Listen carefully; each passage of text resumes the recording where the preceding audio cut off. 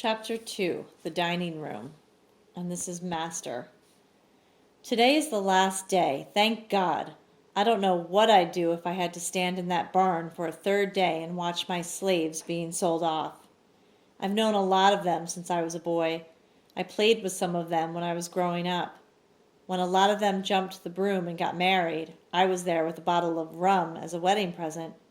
I was there when a lot of the younger ones were born. This is the hardest thing I've ever had to do, but it's not like I had any choice in the matter. It's either sell off my slaves and pay my gambling debts or go to prison. I want to tell them how sorry I am to have to do this, but I don't know if it would matter to them. I see them standing on the auction block, and I wonder what they're thinking, what they're feeling. Some of them cry, but most don't show any emotion. Their faces are as blank as tree bark. They probably aren't feeling anything.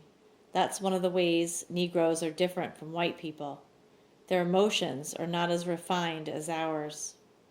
Things that would hurt a white man or woman don't affect them. If anybody tried to take my Sarah or Frances away from me, I think I would kill them. Their mother thought she could take them from me. By the time my lawyers got through with her, she was grateful I allowed her to see the girls for 2 months every year. My girls! Frances is better than any son I could have.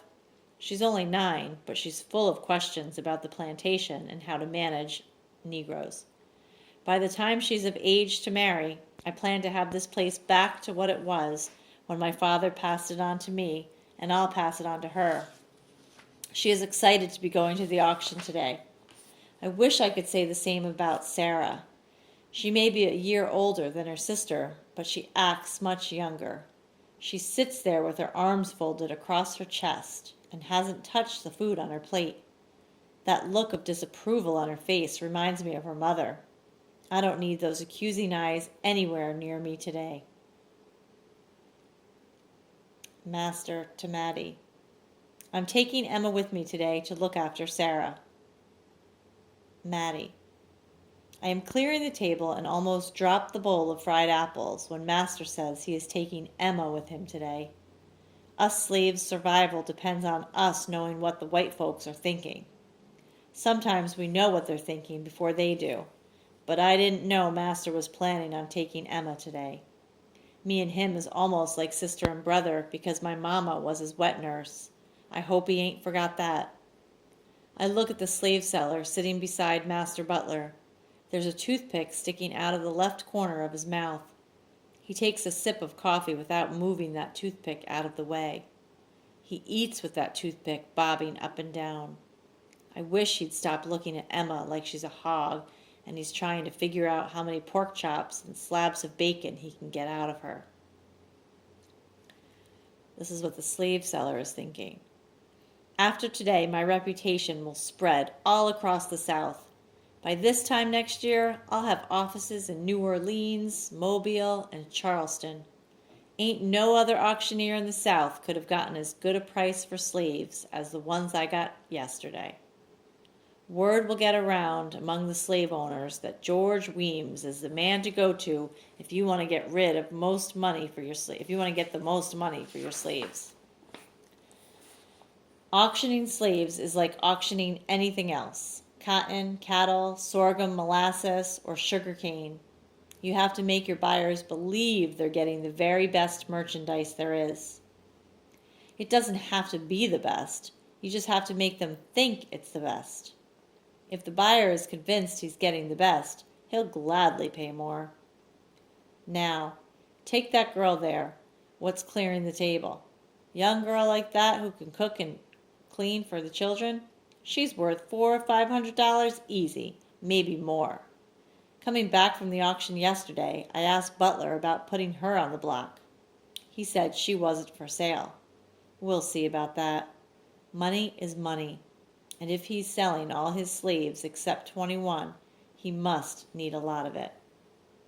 Word is that he's about the worst card player to ever sit down at a table, which is why he's such a popular man when the cards are being dealt.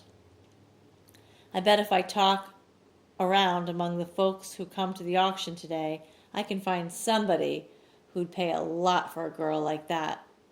Once I dangle the promise of some more hard, cold dollars in front of Butler's eyes, I'll see what he has to say then.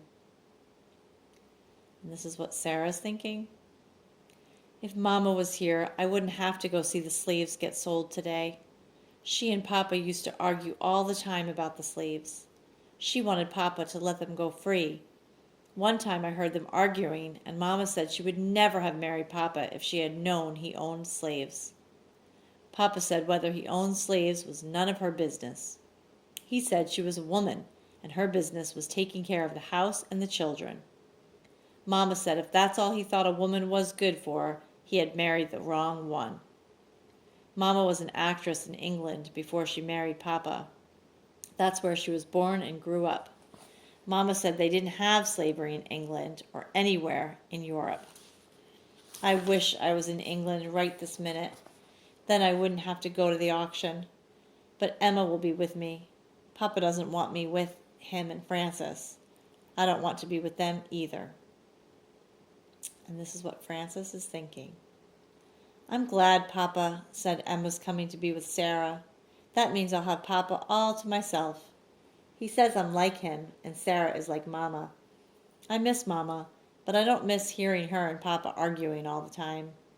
I'm glad she's not here today, because I know she and Papa would be arguing about him taking me to the auction.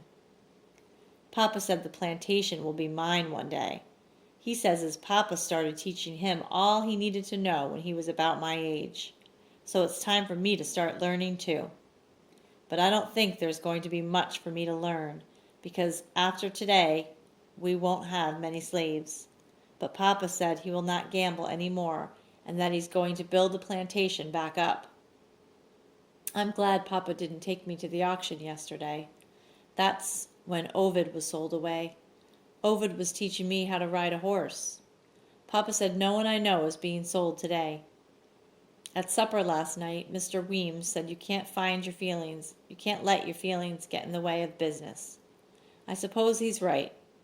Mama would go down to the quarters and talk with the slaves like they were her friends. Papa would tell her not to, but she would anyway. Papa said she was spoiling the slaves, that she was making them lazy. Papa said the slaves were lazy enough without any help from her. Ovid wasn't lazy. Or maybe he was, and I was too young to see it. I hope Papa will teach me how to tell when a slave is being lazy and when he isn't. And this is Master talking to the slave seller. I wish this infernal rain would stop. A man can't think straight with the constant racket. I heard that Clive Howard was trying to get a jump on the other plantation owners and had his slaves put cottonseed in the ground last week. Slave seller. How many acres? Master. 2,000 or so. Slave seller. He's a ruined man, 'cause that seed is swimming away from here. Master. There's all kinds of gambling, I guess. I gambled on cards and lost, and now I've got to pay up. But gambling on the weather, that's the worst gamble there is. Sometimes I wish my family had never gotten into this business. You gamble on the weather trying to figure out the best time to put your seed in the ground. Then you gamble again, trying to know when is the best time to pick the cotton. My papa told me about the time he delayed picking cotton from one week to the next. And what happened? A day or so before he was going to start picking, the temperature dropped, and there comes a hailstorm. Hail came down so hard and so fast, it broke every cotton plant like you break a matchstick. Destroyed the entire crop. And if taking your chances on the weather isn't bad enough, you have to watch your slaves to make sure the work gets done when it's supposed to. You look away from them for a minute and they'll stop working. Sometimes I wonder who owns who. The law says I own them, but as much grief as they cause me, I sometimes think they own me. Slave seller. You ain't the first owner I've heard say something like that. If you don't mind me asking, what's your plans once the auction is done? Master. I'll be moving back to Philadelphia, where I have a house. I need to get away from here for a while. I know that much. This selling business, has been hard on me. Some of the slaves look at me like they think I'm Satan himself. It's not like I want to sell them. If they think I'm enjoying this, they don't know a thing about me. I wouldn't be doing this if I had a choice in the matter. Slave seller takes a last noisy sip of coffee. I don't have much respect for a man who wants to cry over some Negroes. A man like that doesn't deserve to own slaves. Why does he care what they think? If he sold some of his mules, he wouldn't care what the mule thought, because a mule can't think. Negroes ain't no different, and to tell the truth, I've seen some mules that had more sense. Slave seller to master. Well, it's time for me to get on into town and make sure everything's in order. Just a few more hours and you'll be a wealthy man, Mr. Butler. Master. Thank God for that. How's your voice? You sound a little hoarse this morning. Slave seller. It'll be fine. Having to shout so loud to be heard over the rain strained my voice a little, but I'm fine. See you shortly. He leaves. Master to Emma. Go get the girls ready. I want to leave soon.